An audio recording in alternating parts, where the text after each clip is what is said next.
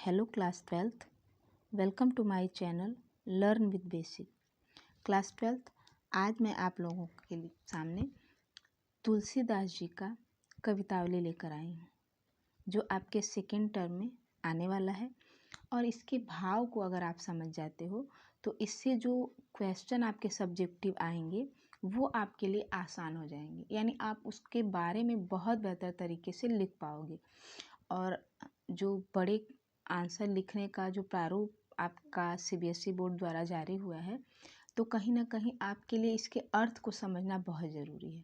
तो पहले आप इसके अर्थ को समझिए और इसके साथ साथ ही मैंने इसके भावार्थ को डाल दिया है ताकि आप लोग इधर उधर नहीं भटकेंगे और सीधे सीधे उस अर्थ को समझ लेंगे। 2-3 बार आप सुन लेते हो तो मुझे लगता है कि आप लोगों को बहुत अच्छे तरीके से समझ में आ जाएगा। और देखने से वो सारी चीज़ें मैंने उसमें डाल दी है ताकि आप लोग कहीं भी भ्रमित ना हों और उसके अर्थ को अच्छे से समझ लें। तो चलिए देखते हैं। लेकिन हाँ, आगे बढ़ने से पहले आप लोग प्लीज़ मेरे चैनल को लाइक, शेयर और सब्सक्राइब ज़रूर करिए। और आपका लाइक और आपका कमेंट ही मेरे लिए मोटिवेशन का काम करता है कि मैं इस काम को और आगे बढ़ाऊँ, मुझे उत्साह मिलेगा। तो प्लीज़ आप लोग लाइक करिए, चैनल को सब्सक्राइब करिए और आगे बढ़िए। चलिए देखते हैं।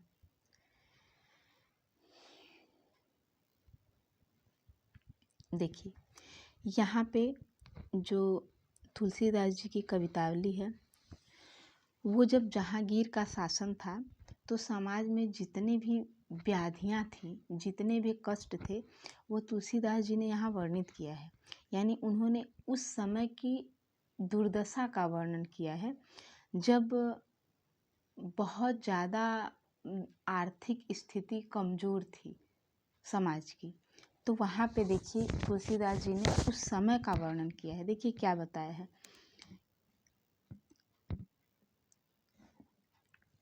किसबी किसान कुल बनिक भिखारी भाट, चाकर चपल नट चोर चार चिटकी। यहाँ पे तुलसीदास जी बता रहे हैं किसबी मतलब मजदूर वर्ग, किसान कुल मतलब किसान कुल के लोग, बनिक मतलब व्यापारी, भिखारी, भाट मतलब चारण, चाकर मतलब नौकर, चपल नट मतलब चंचल नट, चोर मतलब चोर, चार मतलब दूत और चिटकी मतलब जादूगर।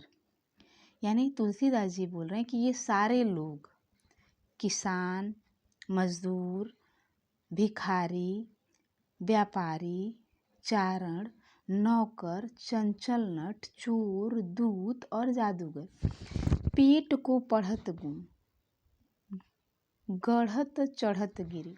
ये गुढ़त नहीं होगा, गढ़त है। कह रहे हैं पेट के ही कारण ये लोग अनेक तरह की कलाएं विद्याएं सीखते हैं।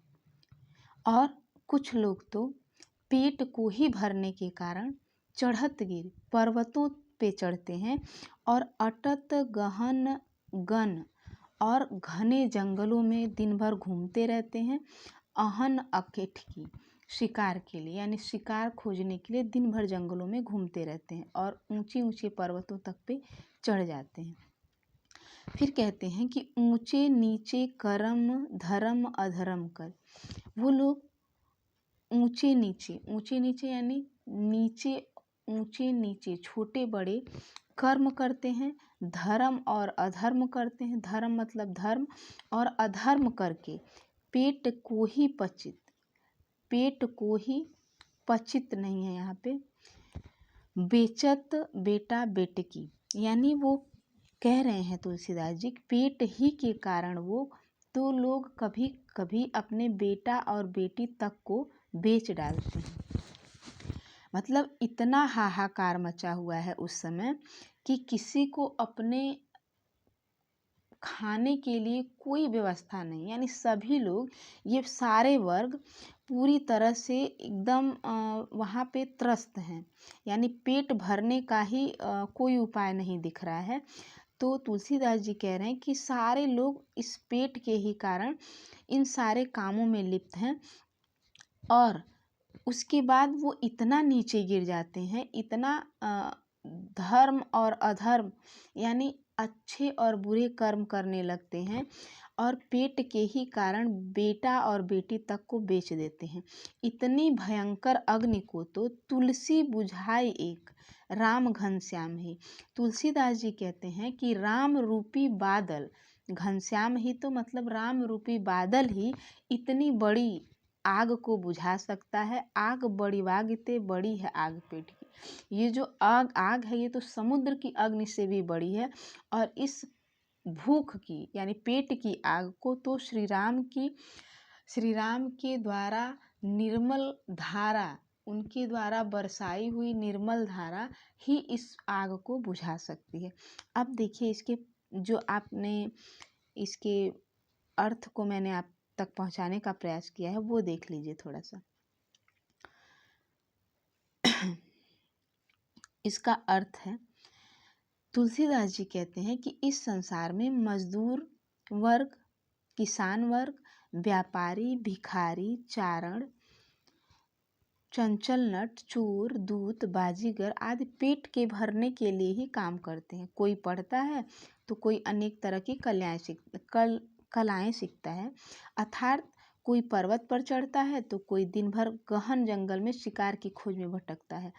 पेट भरने के लिए ही लोग छोटे बड़े कार्य करते हैं तथा अधर्म और धर्म का विचार नहीं करते, यानी वो धर्म और अधर्म दोनों में लिप्त रहते हैं।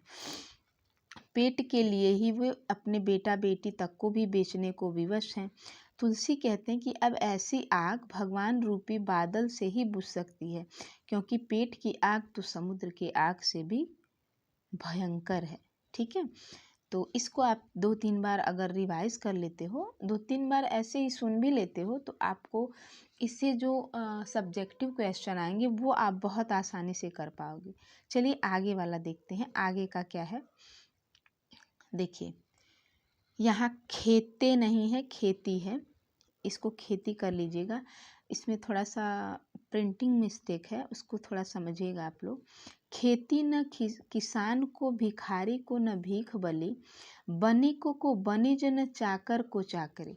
यहाँ पे तुलसीदास जी कह रहे हैं कि यहाँ ऐसी भयावह स्थिति है कि खेती किसान को, यानी किसान को खेती करने का साधन नहीं है, भिखारी को भीख भी नहीं मिल पा रही है, और दान दक्षिणा भी नहीं। बलि मतलब दक्षिणा। बनिक को बनिज न, व्यापारी को व्यापार नहीं, यानी बनिक मतलब बनिक को बनिज न, यानी बनिया को व्यापार नहीं। न चाकर को चाकरी, और ना ही नौकरी करने वाले लोगों को नौकरी मिल रही है। जीविका विहीन लोग, जीविका विहीन लोग मतलब रोजगार विहीन लोग, सिद्धमान सोच बस। जीविका विहीन लोग दुखी होकर सोच रहे हैं, कहाँ एक एकन सो, एक दूसरे से आपस में कह रहे हैं कहाँ जाएं क्या करें, मतलब कि हम लोग कहाँ जाएं और क्या करें, कोई व्यवस्था नहीं है। न किसान को खेती करने के साधन है, न भिखारी को भीख ही मिल रही है, न ही दक्षिणा मिल रही है, न बनिए को व्यापार करने का कोई साधन है, न नौकरी करने वाले लोगों के लिए नौकरी है। तो मतलब ये सारे जो कष्ट हैं वो एक दूसरे से बड़े व्याकुल होकर, बहुत ही दुखी होकर लोग एक दूसरे से कह रहे हैं कि कहाँ जाएं क्या करें। वेदहु पुराण कही लोकहु बिलोकियत। लोग कह रहे हैं कि वेदों में और पुराणों में कहा गया है और लोक विलोकियत मतलब लोक में विख्यात है। साकर समय पर, साकरे मतलब संकट के समय पर, राम ही रावरे कृपा करे, यानी राम ही इस संकट से हमें निकाल सकते हैं। दारिद दशानन, दरिद्रता रूपी दशानन ने यानी रावण ने दबाई दूनी, अगर हम दरिद्रता रूपी रावण को अगर हम दबा रहे हैं तो और दूनी हो जा रहा है, यानी और बढ़ रहा है। दीन बंधु सब पे दया करने वाले, दुरित दहन देख तुलसी हाहा करी। यहाँ तुलसीदास जी कह रहे हैं कि ऐसा वातावरण, ऐसा समाज में दरिद्रता व्याप्त है कि इसको देख के तुलसीदास जी दुख से हाय हाय कर रहे हैं। अर्थात यहाँ पे अर्थ को देखिए, तुलसीदास जी कहते हैं कि अकाल की भयानक स्थिति है, इस समय किसानों की खेती नष्ट हो गई है, उन्हें कुछ भी नहीं मिल पा रहा है। कोई भीख मांगकर निर्वाह करना चाहे तो वो भी नहीं है। कोई बलि का भोजन नहीं देता। बलि का मतलब दक्षिणा होता है। व्यापारी को व्यापार का साधन नहीं मिलता, नौकर को नौकरी।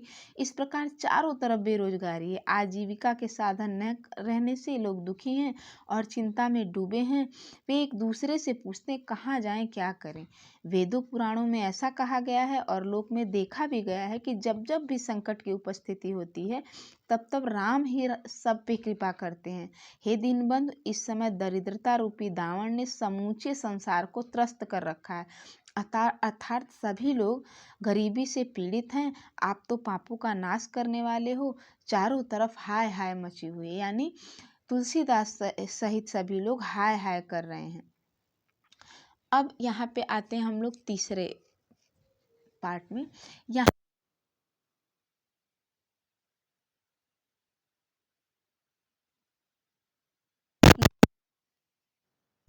कोई मानता है इससे उन्हें कोई फर्क नहीं पड़ता। लाइन में प्रयास किया है तो देखते हैं। धूत कहो अवधूत कहो, रजपूत कहो जुल्हा कहो को। यहाँ तुलसीदास जी कहते हैं चाहे कोई मुझे धूर्त कहे, चाहे कोई मुझे साधु कहे, चाहे कोई मुझे क्षत्रिय कहे, चाहे मुझे कोई जुलाहा कहे, मतलब कुछ भी कोई कह सकता है। काहू की बेटी से बेटा न ब्याह, किसी की बेटी से मुझे अपने बेटे का ब्याह नहीं करना है। काहू की जाति बिगाड़ न सोई, और ना ही मुझे किसी की जाति को बिगाड़ने का शौक है। तुलसी सरनाम गुलामू है राम को। तुलसी तो सरनाम है, यानी प्रसिद्ध है। क्यों?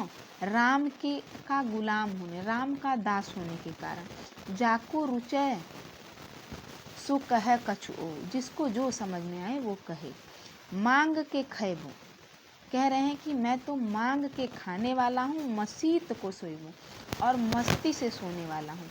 लैबों को एको न दैबों को दो, और ना मुझे किसी से कुछ लेना है और ना ही किसी को कुछ देना है। अब यहाँ पे इसके भावार्थ